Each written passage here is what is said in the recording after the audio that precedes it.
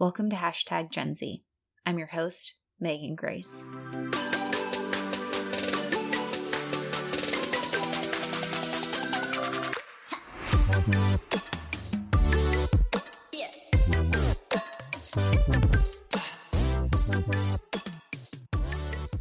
Hashtag Gen Z is a podcast about all things Generation Z. That's a generation of young people born between 1995 and 2010. It's about who they are, what they believe in, why they do what they do, and what makes them different than any other generation that's come before them. Welcome to Season 2 of Hashtag Gen Z. I cannot wait to get the season started. For those who are just joining us, my name is Megan Grace, and I'm a generational researcher, author, and host of this podcast. I focus my work on better understanding this generational cohort, and while my research keeps me in the know about what's going on with Gen Z, I'm fascinated by the lives and stories of the members of Generation Z. This podcast exists to share those stories while exploring trends that relate to Generation Z. For those returning, it's great to have you back, and I hope you're as excited as I am to continue to learn about Gen Z. As I discussed last season, my co-author and research partner, Dr. Corey C. Miller, and I recently released a new book, Generation Z, A Century in the Making. This book dives into nearly every aspect of the lives of Gen Z. Writing this book gave me new motivation and new topics to become interested in and explore. That has become a primary source of inspiration for much of this season. If you haven't yet, head over at Amazon or Routledge.com to grab your copy. It's a great primer for the conversations I'll be having with my guests this season. I'm kicking off Season 2 with a topic that I've actually been studying since I was an undergraduate. I've been fascinated with communication behaviors for a while now. Our research with Gen Z has led us to better understand communication methods and preferences among this group. In our 2014 study, we found that Generation Z prefers and values in-person and face-to-face communication methods over anything else, which seems opposite to what we observe with this highly technologically connected group. After in-person communication, they prefer text messaging or other messaging means to connect. And they're not heavily using or preferring to use emails or phone calls. While our study did not include social media in this focus area, we do know that social media is an important means of communication and connection for this generational cohort. Last season, Natalie Riso shared her insights and experiences as a member of Generation Z working in social media. So go check out her episode to learn a little bit more about that. But this episode focuses not only on the types of communication methods Gen Z is using, but also the motivation behind their communication preferences. Andrew Roth joins me to discuss communicating with Gen Z. Andrew's a sophomore at Vanderbilt University with a passion for innovation, a curiosity about the future, and a unique ambition to be a driver of change. As a serial entrepreneur, Andrew's adventures began with his creation of Champions for Charity, a nonprofit empowering youth to make a difference in their community through sports. Upon arriving at Vanderbilt, Andrew experimented with online marketplaces before starting his current endeavor, Gen Z Designs, which is a consulting business helping organizations and brands connect with Generation Z through digital appearances. As a Gen Zer, Andrew recognized how many businesses were failing to attract young people with their websites and brands. Through Gen Z Designs, brands utilize Andrew's 3I approach: impression, interaction, and influence to help win over the attention of Generation Z. And I'm excited to have Andrew on today to discuss more about how we can connect and engage with Gen Z through communication. The BARF. Breaking news, acquisitions, research, funding. It's the week that was. It's a wonderful way to catch up on the week that was the week prior. Kind of a John Oliver-esque type of show. Ryan and I pitch each other's stories. We laugh. It's fun. You can watch it on YouTube, but you can also subscribe to the podcast. Give it a listen. Give it a look. Thanks. I'm really excited to welcome my guest today, Andrew Roth. We actually got connected through good old-fashioned social media. Andrew reached out a few months ago and is actually a fellow Commodore. So it's excited to be able to spend time and actually interact with him in person a few times before he's come on the podcast. And I'm excited for him to be here today and to share a little bit about who he is and what he does, especially as we think about communicating with Generation Z. I think it's a topic that I talk about often when I'm working with clients and people that are interested in the topic. And Andrew also does some really great work in the area. So Andrew, why don't you tell me a little bit more and our listeners a little bit more about, who you are and what you're up to? Sure. Thank you so much for having me. Really great to be on the podcast. My name is Andrew Roth. I'm a sophomore at Vanderbilt University, studying human and organizational development. which is kind of the fancy words here for business psychology in 2 words, and then minoring in Spanish, and then medicine, health, and society. So a lot of different interests, but also really interested in entrepreneurship. I've been involved in the area for a while. Worked with starting a nonprofit back in high school, and kind of now getting more into the consulting side of things. And as you mentioned, I've recently been working on a project related to Gen Z, which is a design firm helping companies engage with this new generation using designs. So that's what I'm doing right now, and it's awesome to be in this space, and it's exciting as a member of Gen Z to just be able to offer my unique and real opinion on subject matters that older people, millennials, might not be able to understand as well. Absolutely. I think that, and I've been able to kind of witness a little bit of your work and what you do with your design work and helping companies. And I think that it's bringing a unique voice to Gen Z. And sometimes we older generations, as I say, we old people, but we're not that much older, think we know a lot, but it's important that we actually have these conversations with you all. And so I'm thankful that you're here to discuss this a little bit more with communicating with Gen Z. And I mean, let's just get right into it. So my research, and I know that you've sat in on one of my sessions and you've kind of done a little bit of reading, and the research is pointing that Gen Z actually prefers to communicate the old-fashioned way and places face-to-face and in-person communication as the most important. What are your thoughts on this? Like, do you see this to be true? Is this something that you're seeing being relevant and important with your peers? Yeah, definitely. I would 100% agree. I do think that face-to-face or in-person communication is definitely the most important and most valued, I would say. I wouldn't necessarily say it's used the most, and that's just from a strictly convenience perspective. I think I wouldn't say that. I don't want to give the impression that Gen Z is lazy, but I would say that rather than having to walk somewhere to ask someone if they're able to talk, I'd send them a text and just say, hey, are you free to chat for a few minutes? Just it's all in my mind a matter of saving a few extra minutes so you can spend that time doing something else and being more productive. So definitely face to face is the most valued, and I think that's something pretty misunderstood in terms of our generation. The stereotype of just people looking at their phones all in the same area and no one's talking to each other, which can be true, but at the same time, face to face is definitely valued more. So you bring up the really important, I think, component here is the fact of technology. And, you mentioned that face-to-face is the most valuable, but maybe not the most utilized, which is an interesting thing that we place a lot of value on it, but we might not necessarily do it.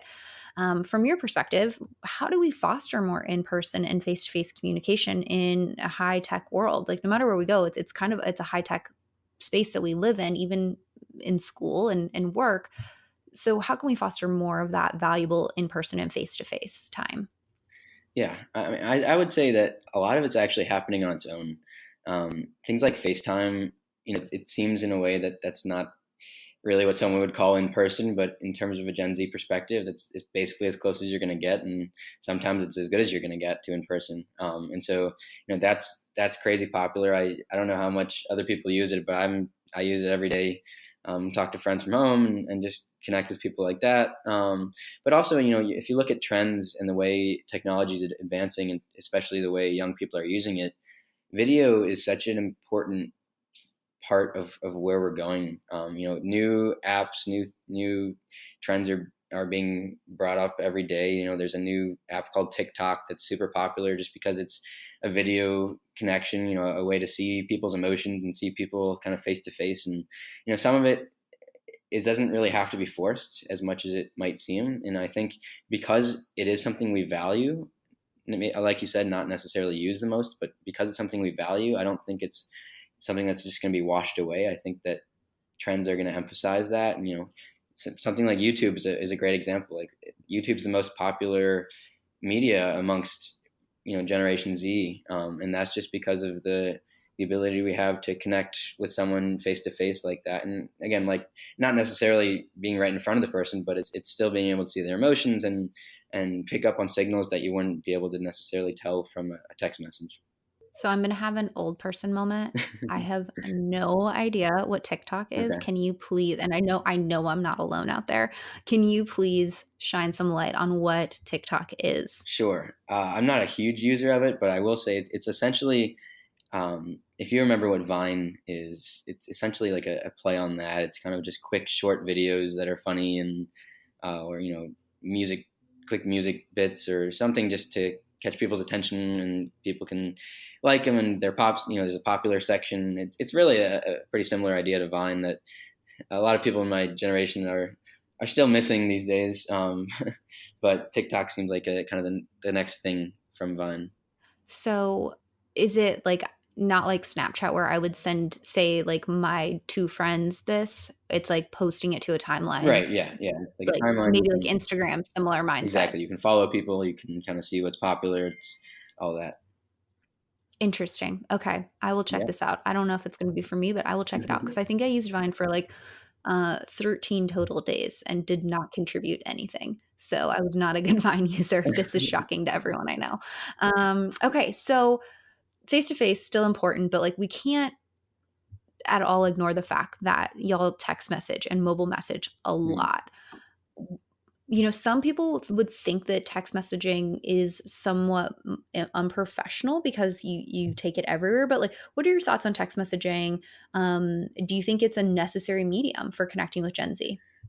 Yeah, I mean, I would say, especially Gen Z to Gen Z, it's 100% effective and definitely, like I mentioned before, it's the most efficient. I mean, I know if I send a text message to someone that they're going to respond within 5, 10, 15 minutes, just because I know them and that their phone's on them, and that's kind of what we do. And on the contrary, like I wouldn't Facebook message someone if I'm trying to get a hold of them because that's less efficient. I know they wouldn't check it for maybe few hours, a few days. But in terms of professionalism, and connecting with Gen Z in that way, yeah, I think if my boss told me to text them, I would text them. I wouldn't necessarily just submit to that as the standard. But I think it's important to recognize that that's what we do. And so if you're not adaptable to that, then that could be a problem going forward. Do you feel weird at all if, say, you mentioned your boss, but for people that might be considered authority figures or older figures in your life, is it weird if they were to text you? Like, or do you find that that's like a completely appropriate relationship to be having? Say that it was an internship and your supervisor texted you versus sent everything via email correspondence. Yeah, no, it's a hard question because I think a lot of it has to do with the situation you're in. But I definitely would say that if I get a text from a supervisor, then I know. I mean, maybe it's a little weird at first, but then I know that that's how they want to communicate, and I'm obviously fine with that, and that's easier for me. It's just kind of like the initial, like, oh, I guess this person is okay with doing this, and that sounds good to me. So you'd kind of take the cues of who the other person is. Okay. So our research is also just really pointing out I don't think anything surprising, but that young people today are not emailing and they're not phone calling nearly as much. And I think that you kind of talked about how FaceTime might be creeping into like traditional phone call space because why would you just hear someone's voice? Ironic, we're talking about this on a podcast where you can't see our faces, but why would you just hear someone's voice when you could also see their face? But let's like get into the nitty gritty and talk about email and your thoughts on email, because the research that's showing that we're seeing both in our quantitative and qualitative, it's not very preferred. And then when your generation gets to those spaces, it's not as frequently used. Can you shine some light on that? I have my theories and where I think some of it's coming from, but I would love your perspective. And I think this is getting into, like you said, the meat of the conversation, and something I want to bring up eventually is that trust and trustworthiness online is the single most important factor, in my opinion, for all communication with Gen Z. I mean, to touch on phone calls a little bit, part of the reason I don't pick up the phone half the time is because I get 10, 15 calls a day that are spam, the robocalls that you get, from a number that looks familiar, but that's not an actual number asking for, whatever it is. And so phone calls are kind of not becoming obsolete. I mean, I still use them, but just definitely a less trusted area because somehow everyone has my phone number now. And I think that touches on emails a little bit too. The fact that you sign up for some random service online and then you get 10, 15 emails from them every day. Is you end up having to put them in your spam. I think it's just kind of like the overwhelming desensitization of email and of phone calls. So I wouldn't say actually that emailing is not preferred. I mean, I could be an exception, but I use email a frequent amount. Especially in a professional setting, I think people in Gen Z are very comfortable doing that. Like I said, if that's the tone that the person you're communicating with has set, then that's something, that I'm very comfortable doing. But yeah, I think it all comes down to trust. I don't, when I'm looking for a product, if the product emails me, I'm not going to pay as much attention to it because I get so many of those, and it's just another one that I'm going to put in the trash can. But at the same time, like, if someone's reaching out to me to get to know me, and a lot of times the only way they can do that is by email, and then I'd be happy to respond that way.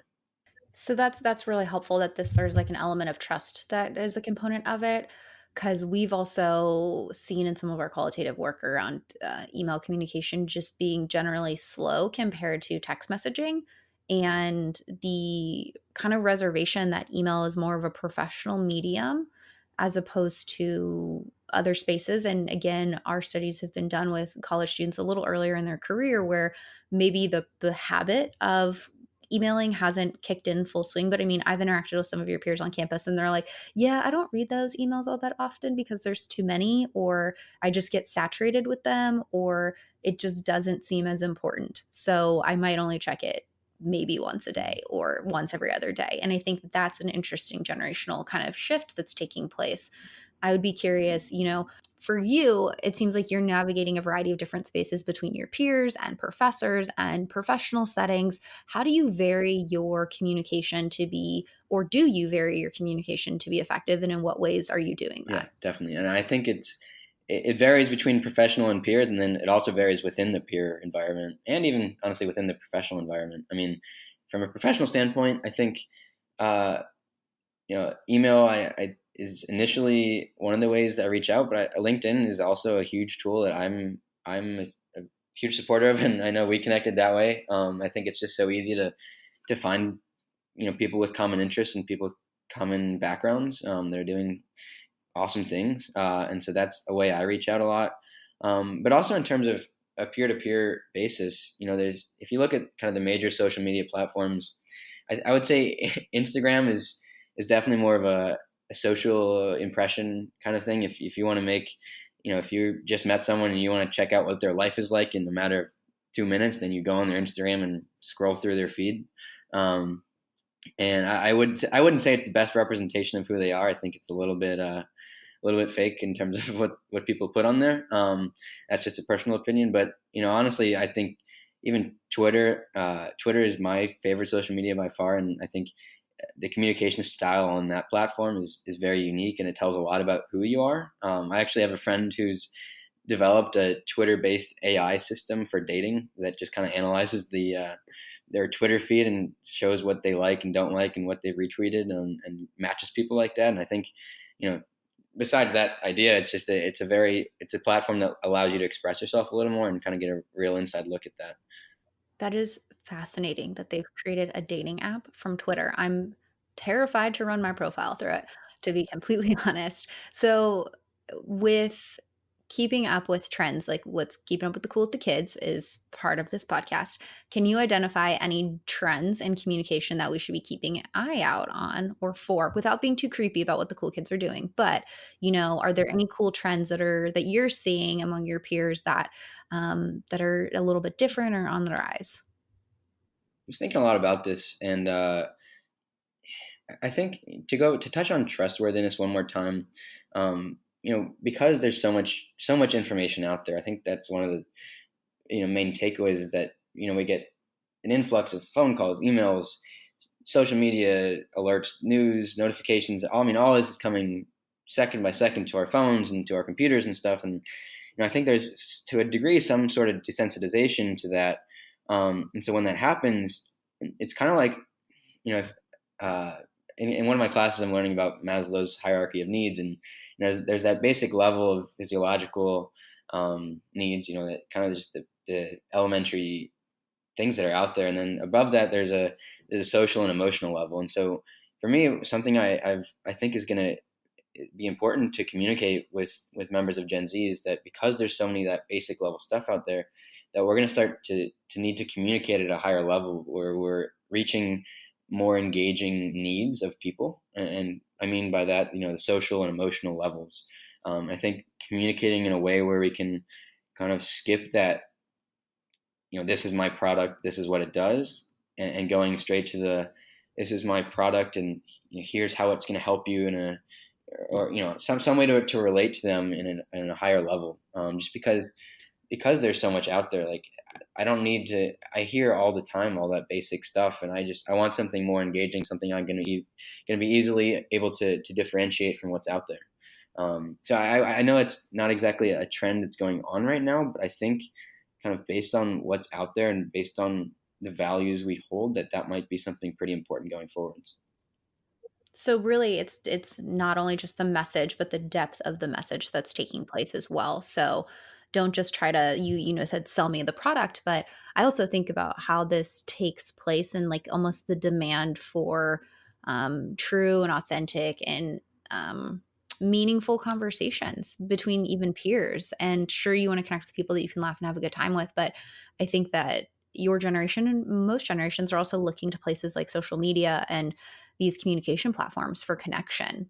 And I think the meaningful conversations are a huge piece of that. So I think that's a great point of a trend doesn't necessarily have to always be the app that someone's using, but really what they're desiring from those apps maybe. And part of sorry to add on to that, part of the reason why I think Twitter is so effective is that rather than just, Twitter essentially is just a bunch of news and information that's out there. But what's so interesting about it and why I love it is that you're able to you follow your friends on there. And so then you see what they like and you see what they retweet. And so that's kind of like that extra level where you're getting, your social needs are, you base who you follow, who you follow is who you like to be around. And so, what they're liking, what they're retweeting is something that is now more interesting to you because that's connecting to you at a different level rather than just seeing that basic, this is what's happening today in Korea, right? I mean, it's just, there's a whole different level of connection there.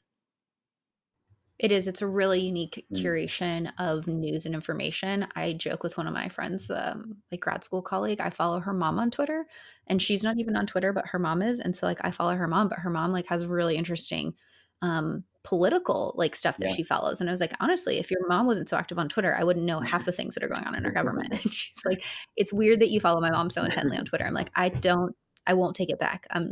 She's one of my favorite people now. So never met this woman, but she has great tweets. Anyways, so there's always this interest in wanting to engage with Gen Z. That's a huge piece of people that listen. They want to know, like, how do I connect with young people today? So in a variety of different capacities, what are some of, in your opinion, some good strategies that people maybe of older generations or maybe within the generation can be utilizing to communicate more effectively and connect with Gen Z? Definitely number one, I would say be more authentic. I just think there's, like I said, there's so much out there, so much to go through. What really is going to get to us is the authenticity aspect.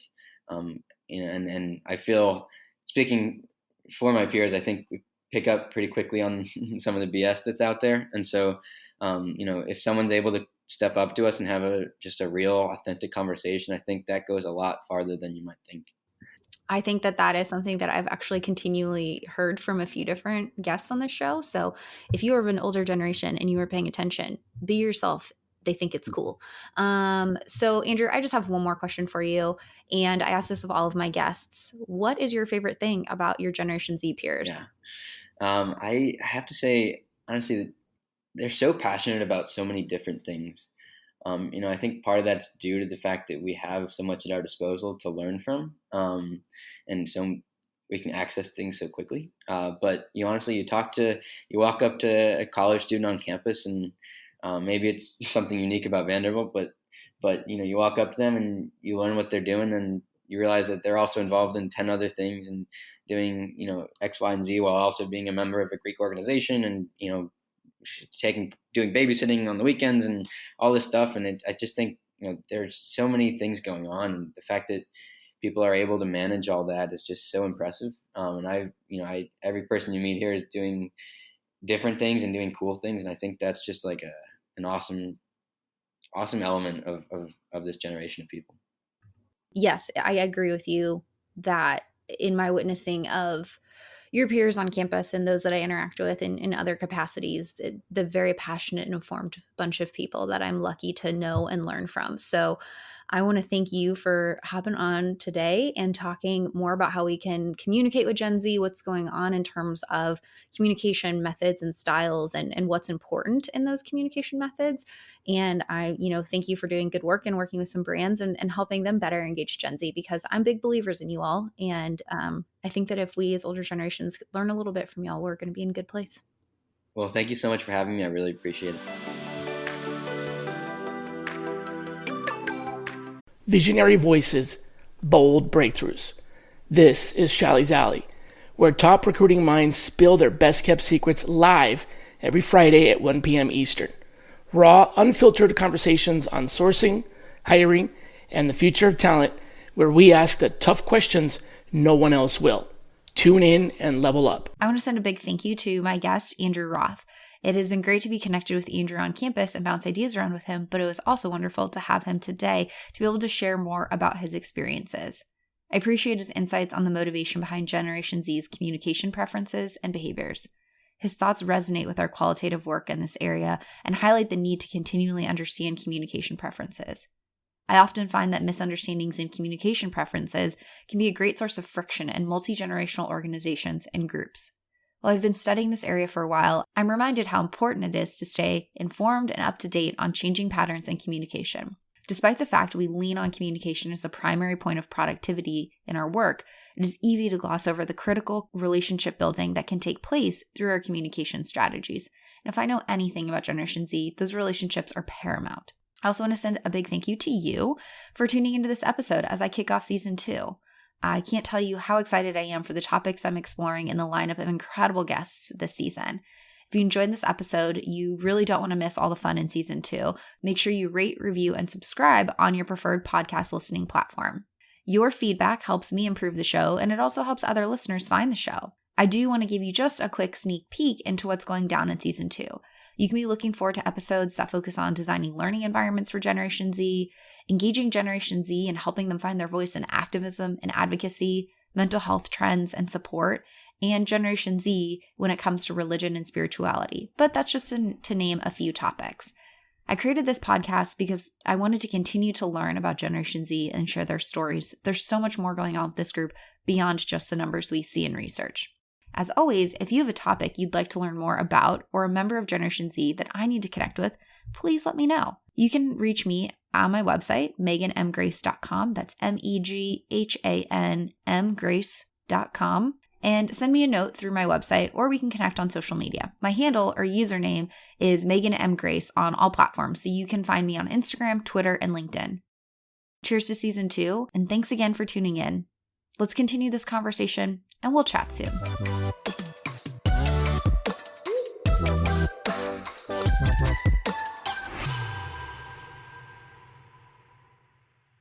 I get it. The podcast just isn't enough.